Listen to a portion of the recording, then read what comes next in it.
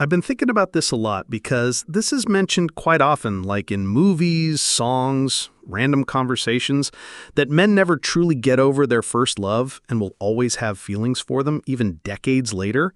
My boyfriend mentioned his ex from high school the other day, just in passing, like nothing weird, and it got me overthinking this whole thing. Is there actually any truth to this, or is it just a romantic myth? Like, do guys really carry a torch for their first girlfriend forever, or do people just romanticize teenage relationships because of nostalgia? I'm genuinely curious if there's something psychological about first relationships that makes them stick in your memory more than others. I have occasionally looked up exes, not because I really still have feelings, but because I am genuinely curious what they have done with their lives in the time since the last time we connected, because they did mean a lot to me at one time, even if they don't anymore.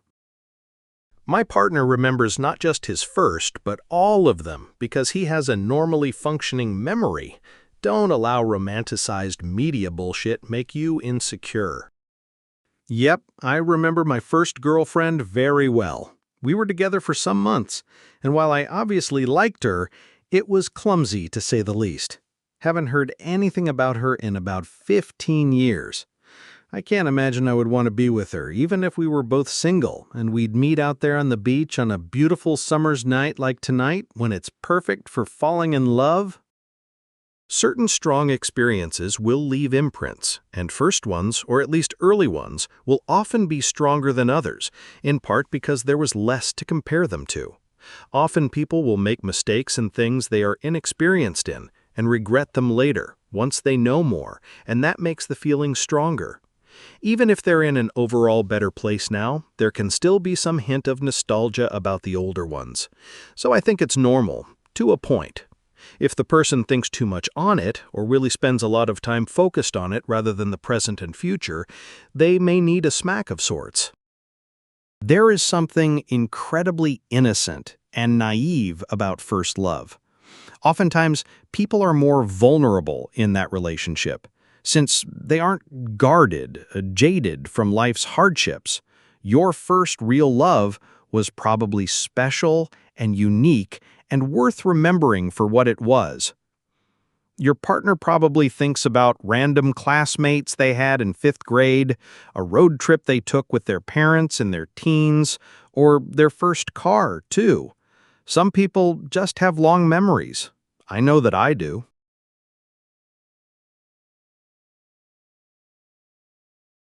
People who constantly tout what a good person they are, or try to show off their charitable good deeds to a level that implies self-worship.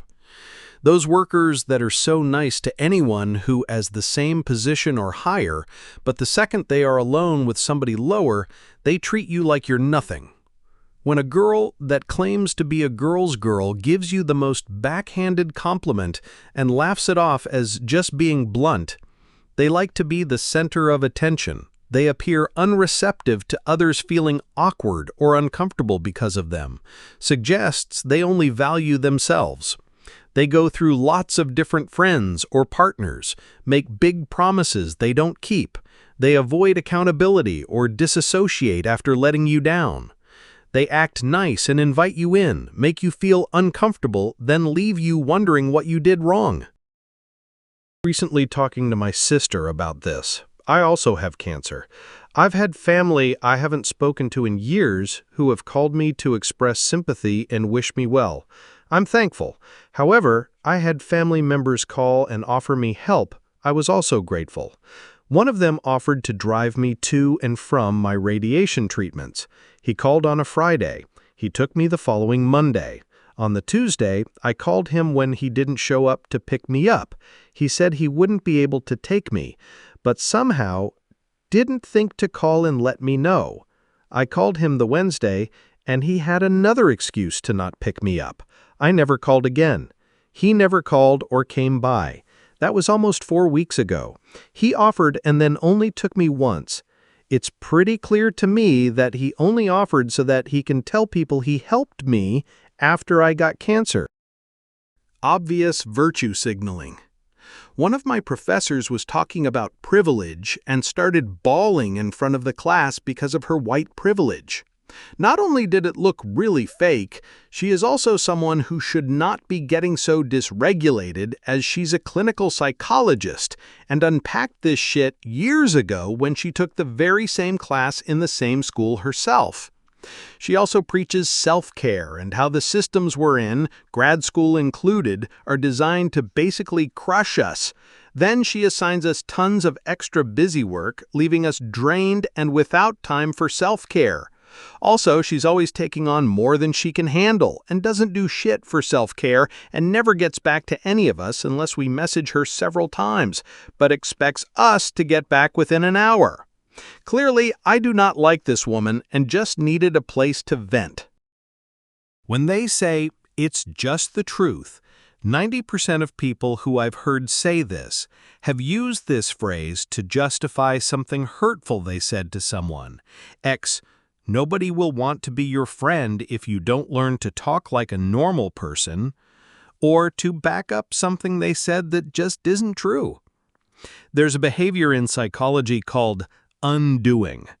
Basically, if you do something wrong, you try to make up for it by giving a gift instead of learning or correcting the behavior. I find that people who undo a lot tend to do it for show as opposed to really wanting to apologize.